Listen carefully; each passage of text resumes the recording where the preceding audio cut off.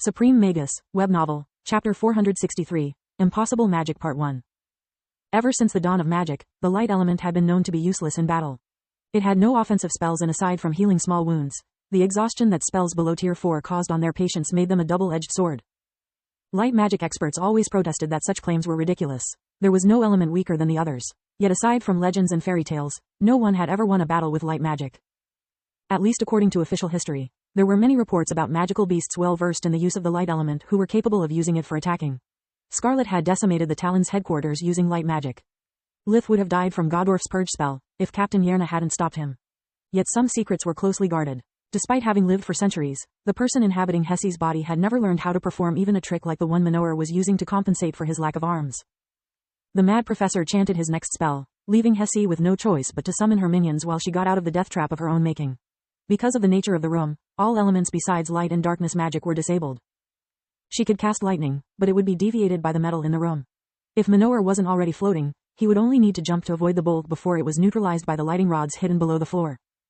It was a safety measure to prevent an inmate to strike all their captors at once if the electrical current was trapped in the metal instead of being discharged.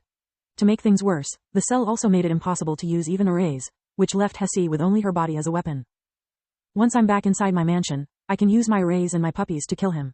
It was a mistake taking him prisoner. Minoer is too dangerous to let him live, she thought. Unluckily, her reasoning was based on a false assumption. She had never captured him. Minoer had allowed himself to be taken. When he noticed that the lightning array wasn't lethal, he was presented with a dangerous choice. Resisting the array would have given the meat puppet the time to free its companion and take over the guards. Minoer would have lost his specimens and all the leads they had. Playing possum, instead, would have had the same consequences, but it also meant letting the meat puppets do all the hard work and bring him right inside the enemy base. After days spent literally chained to journey with nothing to do but wait, the gala with Mina had helped the professor to make up his mind in a split second. I don't fear slave collars nor meat puppets. I know how to jam and remove them. I'd rather risk my life than waste another single day with that brute of a constable. I need to get back to my research, had been his last thought before losing consciousness.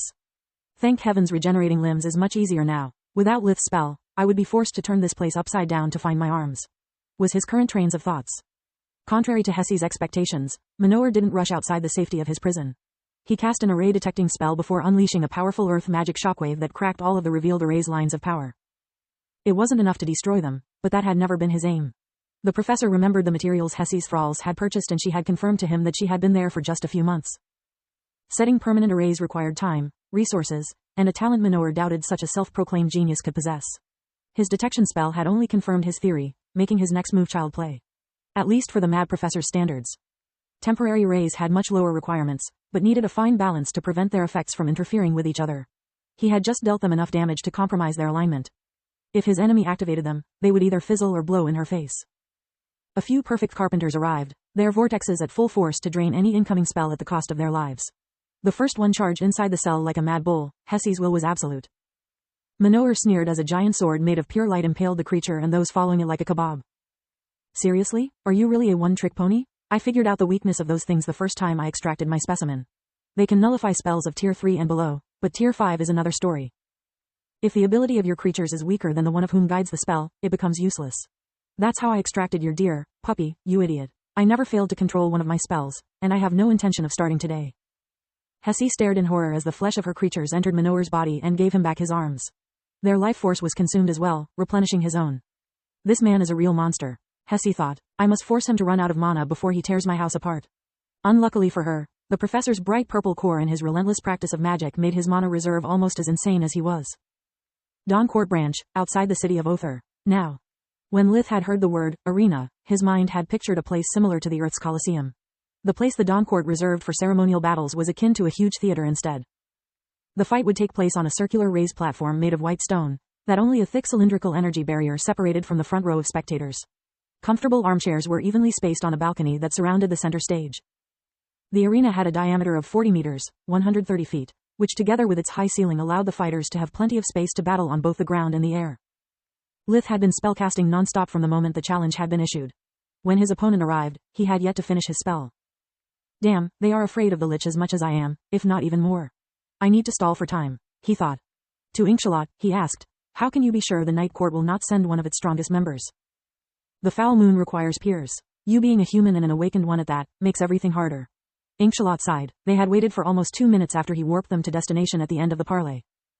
They need to choose someone whose practice of magic and time as undead match your age. Then, the Dawn Court has to verify the champion's identity. I don't practice magic for 17 years. How is it fair? Lith lied through his teeth. He needed only a few more seconds. I don't make the rules, I just administer them. Otherwise I would have killed you all and went back home already. Inkshallot snorted through his exposed nasal septum. A clap of his hands made the barrier even stronger and signaled the start of the fight. Scylla, Kaelin, and Exalver were sitting next to each other. They all wore the same relaxed smile, like the fight was already over. I wonder if their sudden friendship and how fast the Dawn Court checked my opponent's background are related. Lith thought. Duchess Ekna had been crystal clear. Lith had no friends there and he had no intention of making any.